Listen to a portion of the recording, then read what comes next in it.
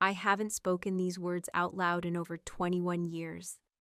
Not because I couldn't, but because there was no one left to hear them. Some memories press so deeply into the skin that they stop feeling like memories, they become part of your bone.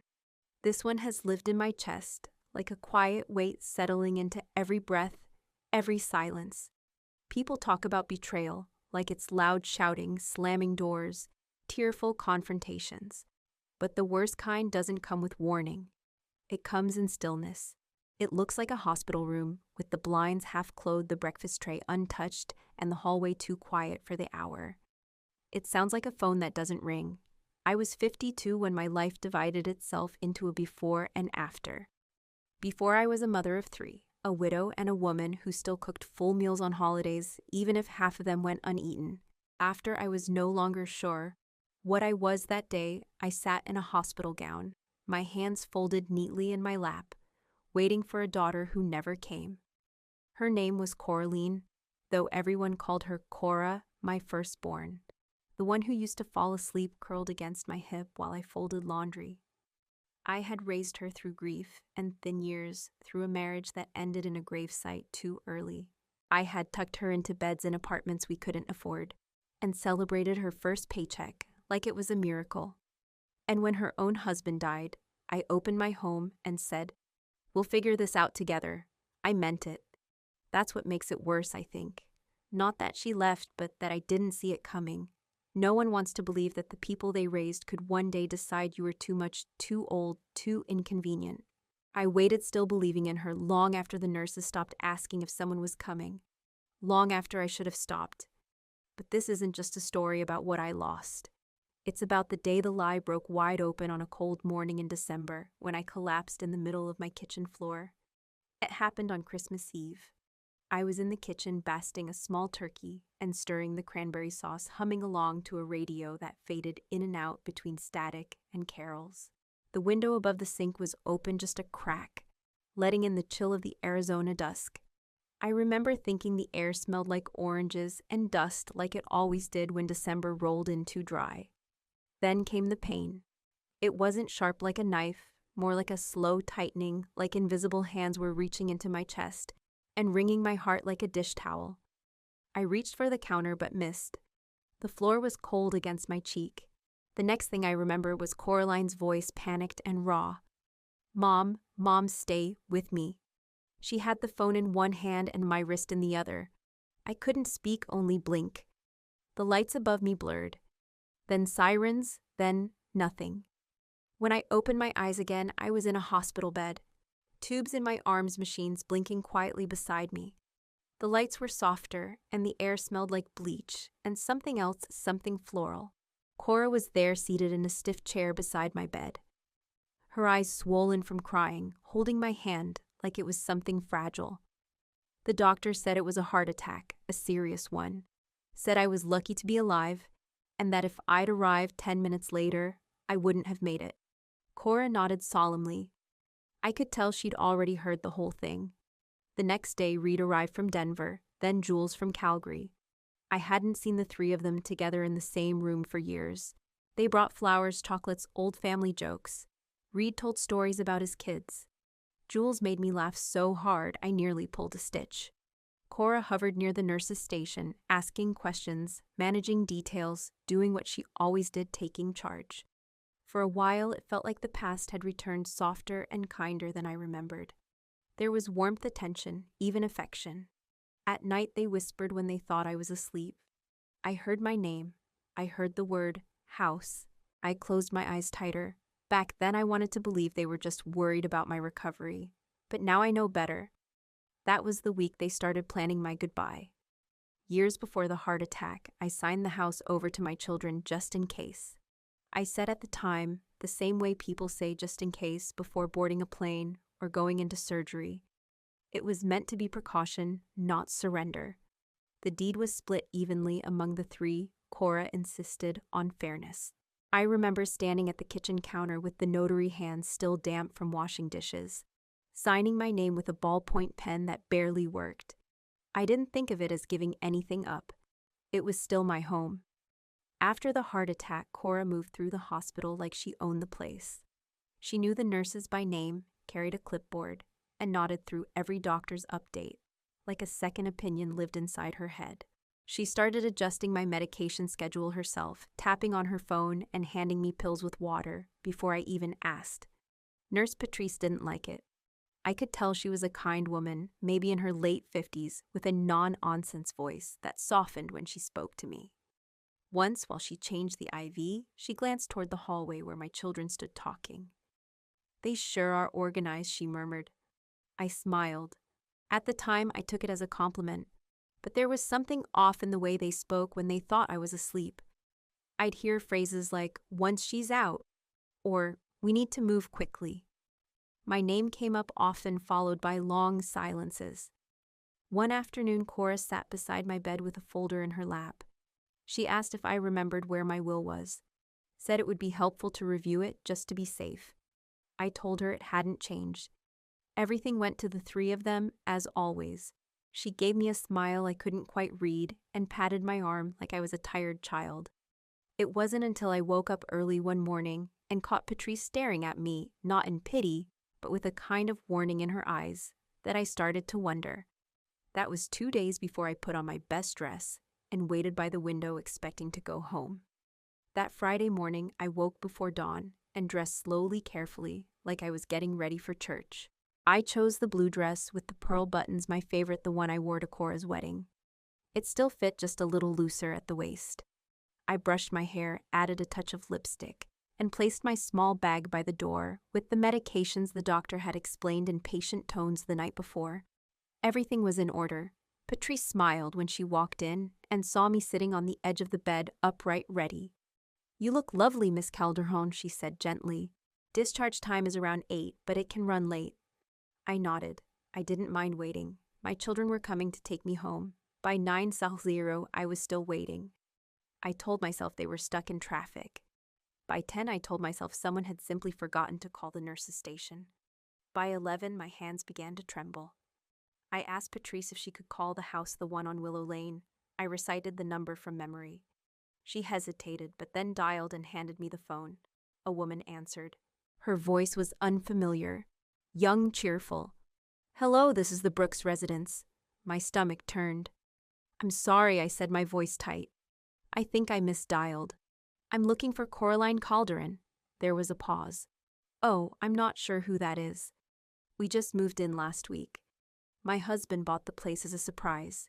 Maybe you have the wrong number." I hung up. My hand didn't shake. It went numb. The number hadn't changed.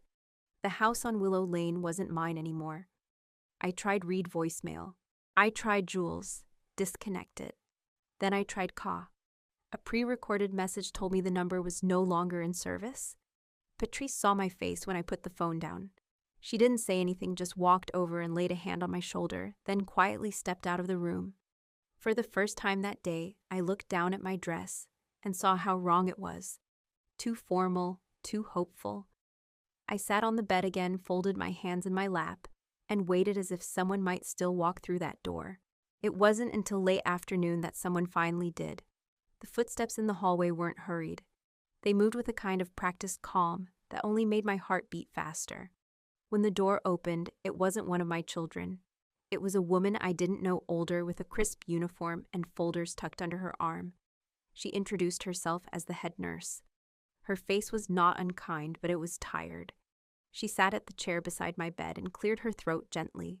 "Miss Calderon, I need to speak with you about your discharge status." I nodded, my voice lodged somewhere too deep to reach. She opened the folder and laid out a series of printed pages. "These are official documents signed by your family. They state that none of your children are able or willing to assume posthos care. They have waived responsibility, both legal and medical." My ears rang. For a moment, I thought I'd misheard her. Or maybe she'd mistaken me for someone else. I looked at the signature line, at the familiar loops and strokes of my children's names in blue ink. My hand went to my throat. I couldn't speak. "They left these forms with administration late last night," she added. "They made it clear they would not be returning." I didn't cry at first. I just stared at the papers, trying to connect the people I raised to the names scrolled across the bottom of those pages. Then it came. A low sound that grew into something I couldn't control. I wept like I hadn't since the night my husband died, when I held his hand until it went cold. The room was quiet except for my breathing and the hum of machines no longer needed. Patrice walked in quietly, holding a cup of coffee. She sat down next to me and didn't ask anything. She just handed me the cup and rested her hand on my back. "I've seen this too many times," she said softly, "more than I care to count." I nodded, unable to look up, but somewhere deep inside I felt something shift, something small but solid. It was the beginning of something I didn't yet understand. That night after the hallway lights dimmed, I opened the drawer beside my bed and found an old memory tucked between my socks. The letter had been in my underwear drawer for years, tucked between an old scarf and a few folded slips I never wore anymore. It was from Lucia, my younger sister, the only one I had left. The envelope was yellowing around the edges, creased from time and the weight of everything I'd tried to forget. She'd sent it 5 or 6 years earlier, after a birthday I never replied to. The handwriting was round, a little crooked, still full of light. In it, she told me about her little garden in Pasadena, about the tomatoes that kept dying in the heat, and the neighbors who brought over flan just because. She'd written in, "As I still miss the way you used to hum when you cleaned.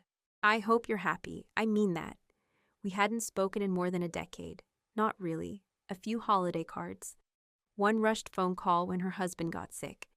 But underneath the silence, there had always been something intact. Not perfect, but unbroken. I told Patrice about the letter. She didn't hesitate. She brought the hospital phone into my room and dialed the number I recited slowly, afraid I'd forget midway through. It rang once, then twice. On the third ring, Lucia picked up. At first there was confusion, then disbelief, and then a silence that felt like her hand reaching through the line. She said, voice cracking. "Is it really you?" And just like that, the tears came again. I told her everything about the heart attack, about the children, about the house. She didn't interrupt, just breathe with me until I ran out of words. Then she said without hesitation, "Come live with me. You're my sister. You're not staying there." And for the first time since the collapse in my kitchen, I let myself imagine going somewhere I was wanted. Lucia moved quickly. Within a day, she had spoken to a lawyer she knew through her church-arranged funds to be wired to the hospital and started the paperwork to bring me to California.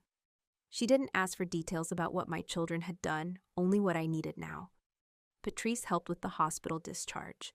She found me a soft sweater from the lost and packed my prescriptions carefully into a small borrowed suitcase and slipped a travel-sized bottle of lotion into the side pocket. "Just something nice," she said. I didn't trust my voice enough to say thank you out loud. I only brought 3 things of my own. A faded photo of my husband from the first Christmas we spent together, my rosary, and the pair of shoes he'd once said made me look like I walked with purpose. The cab pulled up to the hospital entrance that morning just after sunrise. Patrice walked me out, holding my elbow gently, like I might change my mind. As I reached for the door, she gave my arm a squeeze. "You're stronger than you think," she said. "Don't let this be the end of your story." I nodded and stepped inside. The cab driver didn't ask questions. I watched through the window as we passed through the streets I had known for so long. The church where I married, the grocery where I'd run into old neighbors, the corner cafe where I used to meet Cora for coffee before she became someone else entirely. Everything looked smaller now, faded, like the town had already moved on without me. By the time we reached the airport, I had stopped looking back. My boarding pass shook slightly in my hand, but I held it tight. A flight I was never supposed to take was now the only path forward. The airport was a blur of noise and motion, but I only remember one sound. My name shouted across the crowd like it had been waiting years to escape someone's mouth. I turned and saw Lucia pushing past travelers and luggage carts, her arms already open. She looked older, softer around the edges, but her eyes were exactly the same. We hugged so tightly, I thought neither of us would let go. She didn't ask if I was okay. She didn't need to. She just took my bag, wrapped an arm around my shoulder, and said, "Let's get you home." Pasadena was quieter than I imagined. Her neighborhood was full of modest stucco houses and blooming vines that curled up iron fences. People waved from porches. Children rode bikes barefoot, and the air smelled like spices and orange blossoms. It was nothing like Tucson, but somehow it didn't feel foreign. It felt steady. Her home was small, one story painted yellow with blue trim, and the screen door squeaked when it opened. Inside was warmth, real warmth. A pot of beans on the stove, a crocheted blanket on the couch, and music playing softly from a dusty radio near the kitchen. It didn't take long to notice the signs of a life built with care. Mateo came out from the back, wiping his hands on a towel. He was tall with silver hair and a smile that didn't feel forced. "Urines," he said, reaching out to take my hand in both of his. "She's been talking about you for years." He didn't say welcome, like it was a formality. He said it like he meant it. That night they made me tea and insisted I sleep in their bedroom while they took the pullout. I protested, of course, but Lucia just shook her head. "You need rest. We'll have time to argue later." I lay down in a bed that wasn't mine under a roof I didn't build. And for the first time in a long while, I didn't feel like I was intruding. In the morning, I woke to the smell of tortillas and laughter drifting in from the kitchen. Lucia took me to her church that first weekend. It was a small chapel tucked behind a laundromat filled with folding chairs and warm voices. No one asked where I came from. They simply handed me a cup of coffee and asked if I liked tamales. That was all it took. By the next week, I was signed up for English classes at the community center. Lucia said it would help me feel more at home. I was nervous, embarrassed even, but the instructor was kind and patient. We started with simple greetings, and every time I got one, the room seemed a little less foreign. Soon I began spending mornings on the porch waving to neighbors, watching the rhythm of the street. That's how I met Esperanza, the young mother next door. One day she asked if I could watch her 2 toddlers for an hour. That hour became 2, then 4, then a part-time routine. The children started calling me Abua Enz. At first it startled me. Then it soothed something I didn't know was still raw. I made them lunch, sang lullabies, held them when they fell. It wasn't blood, but it was love. One afternoon I caught my reflection in the window. I was smiling, not pretending, really smiling. That's when I realized I was living again. It had been nearly 6 years since I left Tucson, when the truth finally reached me. I was watering Lucia's garden one afternoon when a woman walking by slowed down staring. She tilted her head, then smiled. Enz Calderon from Willow Lane. I froze. Her name was Lydia. She used to live 3 doors down from me. We hugged like old friends, though neither of us had ever shared more than borrowed sugar and neighborly waves. She looked around surprised. "I thought you were." Well, I didn't know what to think. She told me she'd run into Cora shortly after I left town. Apparently my house had gone on the market just days after my hospital stay. Lydia had asked where I was, and Ka had said something vague about a care facility and early signs of memory loss. "She told everyone you were declining mentally," Lydia said, her voice tight. "Said you wouldn't remember much soon anyway." The house sold fast below market cash offer. Cora had handled the paperwork while Reed and Jules stayed quiet. It had been planned for months. I stood there, hose in hand, letting the water soak the dirt until it pulled around my feet. It wasn't the sale that shocked me. It wasn't even the lie. It was the ease of it all, the efficiency, like I had been a piece of furniture, moved, sold, forgotten. That night I sat at the kitchen table and finally let the truth settle in. Not as a wound, but as a fact. And in that clarity, something unexpected began to rise. Not once in 21 years did I hear from any of them. No calls, no letters, not even a birthday card out of obligation. For a long time, that silence felt like a punishment. Then slowly, it became peace. Now I'm 73. I live in a small apartment 2 blocks from Lucia. I volunteer twice a week, still help with the children next door, and every Sunday I sit beside a man named Hector at church. He lost his wife 10 years ago. We don't talk much about the past. Some things don't need explaining. I've written dozens of letters to my children over the years, none of which I mailed. Most were angry, a few were pleading. Only one felt complete. It sits folded in my drawer under a linen cloth. It says simply, "Thank you. Because you left, I had to learn to stand.